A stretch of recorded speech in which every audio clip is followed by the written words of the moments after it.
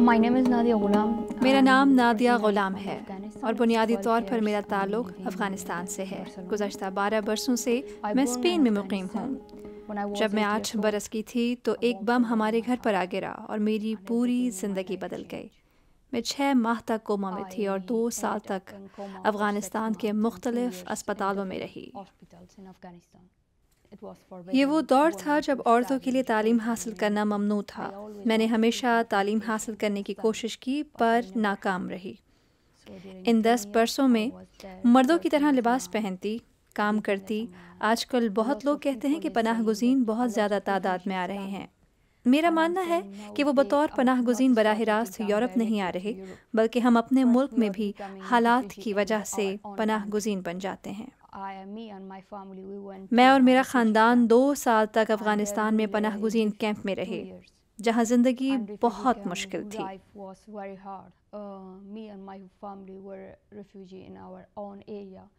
میں اور میرا خاندان اپنے ہی ملک میں پناہ گزین تھے، ایک گھر سے دوسرے گھر، ایک جگہ سے دوسری جگہ۔ 10 سال تک میں نے اپنے زخموں اور درد کے ساتھ جینا سیکھا۔ پھر ایک NGO کی وجہ سے مجھے اسپین علاج کے لیے آنے کا موقع ملا۔ میری جلد اور جسم جلا ہوا تھا اور میں اپنے زخموں کی وجہ سے تکلیف میں تھی، جو اب بھی ہے۔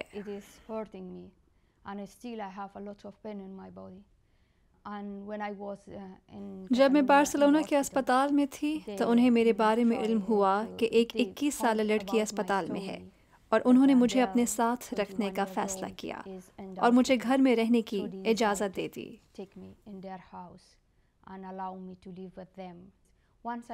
اسپین پہنچ کر میں نے تعلیم حاصل کرنا شروع کی۔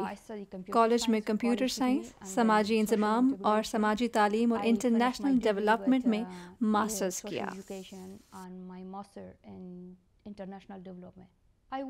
میں ایسی عورتوں کی آواز بننا چاہتی تھی جو اپنے دکھ بیان نہیں کر سکتی، اس لیے میں نے اپنی زندگی کے بارے میں 3 کتابیں لکھی ہیں، جو میرے لیے ایک معجزہ ہے، کیونکہ اپنے ملک میں مردوں کی طرح رہنا پڑا۔ مجھے اظہار کا موقع نہیں ملا، اپنی زندگی کے بارے میں 2 لفظ بھی بیان نہیں کر سکتی تھی۔ پھر اچانک میں مختلف یونیورسٹیز، اسکولوں اور دیگر اداروں میں مہمان اسپیکر بن گئی۔ یہ ایک معجزہ ہے۔ میرے ملک کو ایسے لوگوں کی ضرورت ہے جو اظہار کر سکتے ہوں۔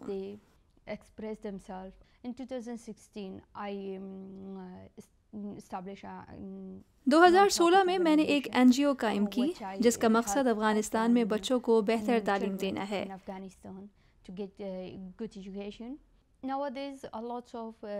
آج کل ذرائع ابلاغ کہتے ہیں کہ افغانستان میں امن قائم ہو چکا ہے اور پناہ گزینوں کو واپس جانا چاہیے، کیونکہ ان کے لیے وہاں زیادہ مواقع ہیں۔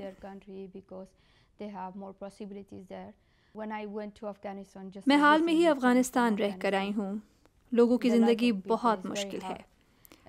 ہر روز خودکش حملوں کی وجہ سے لوگ مر رہے ہیں۔ غربت ہے۔ اس عدم تحفظ میں لوگ نہیں جانتے کہ کیسے زندہ رہا جائے۔